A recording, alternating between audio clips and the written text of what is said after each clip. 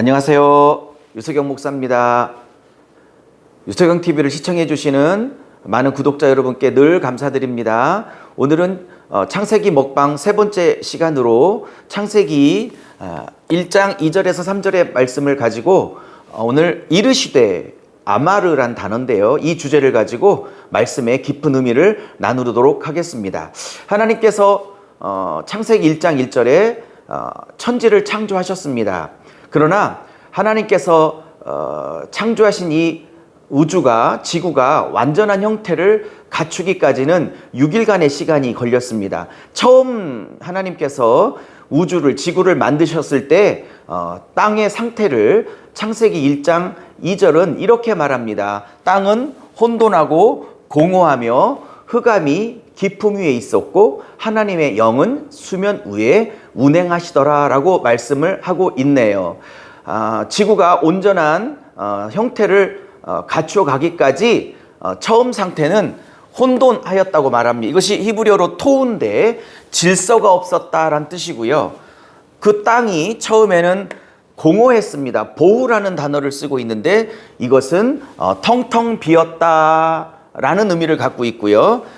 흑암이 있었다고 말하는데 이것은 호셰크인데 바다의 심연 깊은 곳에 어둠이 있었다라고 말을 하고 있네요. 그런데 하나님께서 이렇게 처음 상태가 혼돈하고 공허하고 흑암에 있었지만 하나님께서 6일 동안 이 혼돈을 질서, 틀을 잡아 가시고 공허를 피조물을 창조하시고 채워가심으로 충만함으로 바꿔가시고 어둠을, 흑암을 빛으로 바꿔가시는 일들을 6일 동안 하시게 됩니다. 근데 우리가 창세기 1장을 잘 들여다보면 하나님께서 무언가를 만들기 전에 항상 선포부터 하십니다. 1장 3절에 보면 하나님이 이르시되, 하나님이 말씀하시되 빛이 있으라 하시니 빛이 있었더라 라고 말합니다. 이 아마르란 단어인데요. 이 단어가 창세기 1장에 무려 완전수 10번이나 나오게 됩니다. 하나님이 무언가를 만드시고 창조하실 때 그냥 하신 게 아니라 반드시 이르시되 말씀으로 선포하시고 그 다음에 말씀을 선포하시니까 피조물들이 생겨나고 창조되기 시작하였습니다. 빛이 있으라 했으니 빛이 있었고 땅은 열매를 내라 그랬더니 땅이 열매를 내고 땅은 생물을 내라 했더니 생물을 내고 해, 달, 별 하나님이 이렇게 말씀으로 창조하셨다는 것을 알 수 있습니다. 제가 오늘 창세기 먹방 세 번째 시간을 이 이르시되 아마르로 잡은 이유는 이 다음과 같습니다. 저는 이 말씀을 이 칠판에 화이트보드에 그려져 있는 이 구도를 우리의 삶에 적용해 보고 싶습니다. 때로는 우리의 삶이 혼돈스러울 때가 있습니다. 아직 질서를 잡지 못하고 혼란스럽고 아직은 뭔가 틀이 잡히지 않는 삶을, 토우의 삶을 살아낼 수도 살아가시고 계시는지도 모르겠습니다. 그런데 하나님께서 저와 여러분 안에 있는 이런 혼돈스러운 토우의 삶을 질서로 바꿔가십니다. 무엇을 통해서요? 아마르, 가라사대, 하나님의 말씀을 통해서, 그리고 그 말씀을 통해서 역사하시는 하나님의 성령을 통해서, 하나님은 말씀을 통해서, 하나님의 성령을 통해서 혼란한 우리의 삶을 질서와 틀이 잡혀진 삶으로 바꿔가신다는 사실입니다.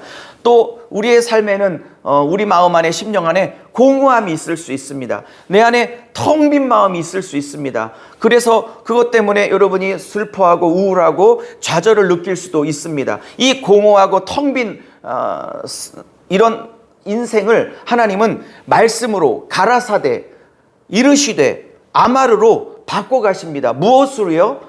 하나님의 성령의 충만함으로 바꿔 가십니다. 기쁨으로 바꾸어 가십니다. 또 우리의 삶은 흑암에 붙잡혀 있을 수도 있습니다. 내 마음 깊은 곳에, 오늘 말씀이 바다 깊은 곳에 흑암이 있었다라고 말하고 있는 것처럼 우리 마음 안에 때로는 어렸을 때 상처로 인한 아픔이나 쓴뿌리나 때로는 악한 영의 역사나 뭐 이런 좌절 때문에 우리 안에 우울이 있을 수도 있고 절망이 있을 수도 있고, 그죠?